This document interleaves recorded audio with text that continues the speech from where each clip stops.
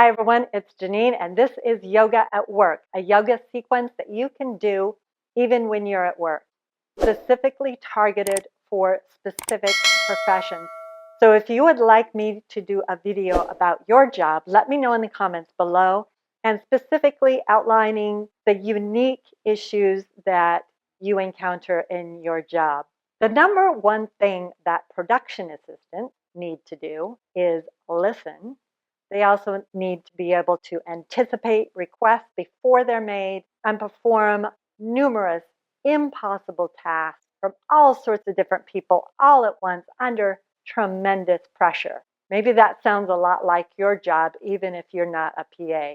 PAs are a member of film crews, and I've done a video specifically for that.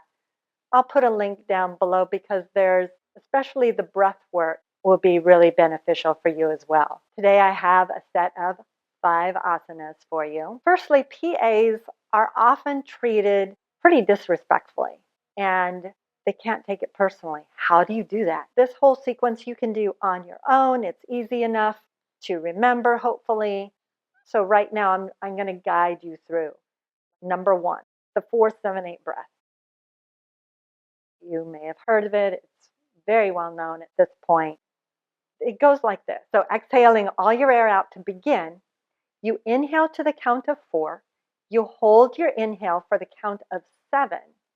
And then you use 8 counts to exhale. And then you go again, inhaling to the count of 4, 7, 8. You're going to be doing that for 2 minutes, and you're going to ask, well, how fast, how slow?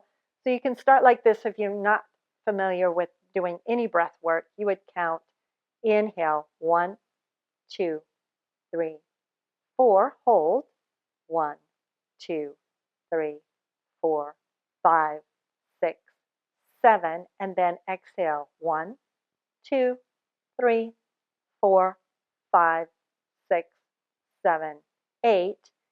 And then as you continue to do this over and over, you'll be able to slow down a little bit your count, but keeping the numbers 4, 7, 8 the same. So what you're doing is you're calming down your nervous system by exhaling longer than you're inhaling. The first one you can do anywhere. No one need know that you're even doing it.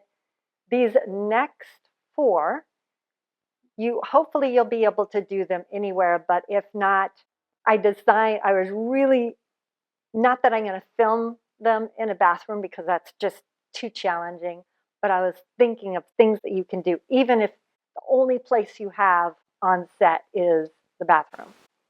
The number 2 thing to do is arm circles with your breath. You can be standing, you can be sitting. If you have a desk, that'd be cool, right? Arm circles with the breath. Inhale, stretch your arms up, and exhale, hands in front of your heart. Release on no breath, and then you just keep going, and you're connecting breath with movement. Using the inhale to reach your arms up and using the exhale to bring your arms down. You can do that 10 to 15 times, using it like a moving meditation, focusing completely on that action, nothing else. Number 3, Garudasana arm variation. You inhale your arms out to the sides, exhale, cross right arm over left, and then you bend at the elbows. Bring your forearms towards each other. Maybe you take your palms and touch them. Maybe that doesn't work for you, but you'll feel a stretch across the back of your shoulders. And from here, then release your palms so that you can bring your right palm to your left shoulder, left palm to right shoulder, and give yourself a big hug. Inhaling here, exhaling, slowly lowering your head, and then inhaling, coming back. And keep going and doing that 10 times, and then going to the other side. Inhale, stretch your arms out. Exhale, cross left over right, bending. Palms either come together or they don't, depending on your body structure. And then on this side, it's the left hand over the right, right hand over the left. Same thing, inhaling here, exhaling, dropping the head, and doing that 10 times. You can do number 4 with a little bit of support, or hopefully you don't need any support because you're young and have lots of balance. Let's see if that's true. Baby dancer pose. So you're going to stand on one leg. This is to create more focus. Yes, you're going to be stretching your thigh and your shoulder, and that's going to feel really great as well. Stand on your, well, let's start with our left. So stand on your left leg, strong, powerful leg. You bend your right leg behind you, lift your right foot, right hand grabs right foot.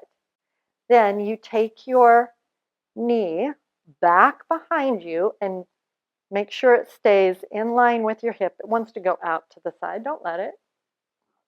Push your foot into your hand, like that. You could, this is if you need balance, the left hand would be on something solid, or it could be overhead. And you really push that foot into the hand, hold here between 30 and 60 seconds, and release. So the trick on that one, I'll go to the other side, is to focus on something that's not moving that will help with your gaze, to keep this standing hip in enough so that you can stay balanced, pressing through the ball of standing on your right leg, it'd be the right big toe, and not being in any hurry to get into the balance. Take your time and let yourself move with all the shifts that are going on. And then releasing that again, holding each side 30 to 60 seconds. And then finally, this is very calming, Uttanasana. Your feet are hip bone width apart. If your hamstrings are super tight, take your legs a little wider. Your choice. Inhale, arms up. Exhale, walk your hands down your thighs. And then if your hands touch the floor, bring your hands to the floor. If they do not, you're not just going to hang out in space. It's a little too intense on your low back. Pull your low belly in, and maybe you have to take your hands to the front of your thighs. Great. And extend through the crown of your head and let yourself just get immersed in your inhales and your exhales, wherever you are. If you're super flexible, then you would bring your hands to the floor on either side of the foot. Really depends on partly how you're built and how much flexibility you've created for yourself. So again, hold between 30 and 60 seconds and then come up.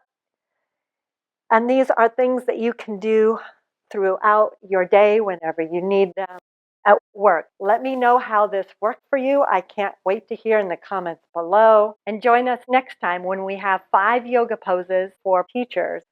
Thank you so much for joining me. Namaste.